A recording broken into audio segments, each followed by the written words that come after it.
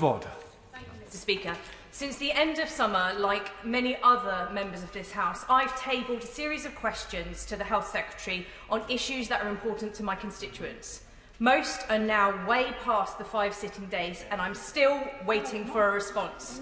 A question on the 8th of September about when the Health Secretary has met with families who have lost loved ones during this pandemic.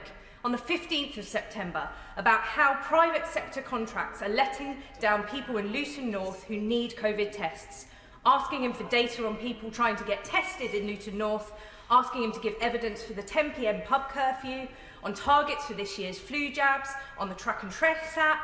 These are all questions that have been asked in good faith that I know my constituents are keen to know the answers to. It's our job as MPs to hold this government to account. But getting a straight answer out of the Health Secretary is almost as hard as getting a test at the moment. Therefore, Mr. Speaker, can you please advise how we're supposed to get answers from the Health Secretary to straightforward questions when he won't reply to letters, won't reply to our questions, and when he's in the chamber accuses MPs of using divisive language when we just raise our constituents' concerns? Can I say, this is on the back of what was said yesterday. I am getting very frustrated, and quite rightly, members of Parliament are getting frustrated by very, very late arrival of answers to questions, and sometimes, and in a lot of cases, people are still waiting for them. It is totally unacceptable. We are the representatives of the electorate. We must get this message through to the government department. Your frustration is shared. That's the worst part of this. This is not an isolated case. So what I would say is that there are other ways, maybe to write to the Procedure Committee to explain your frustration.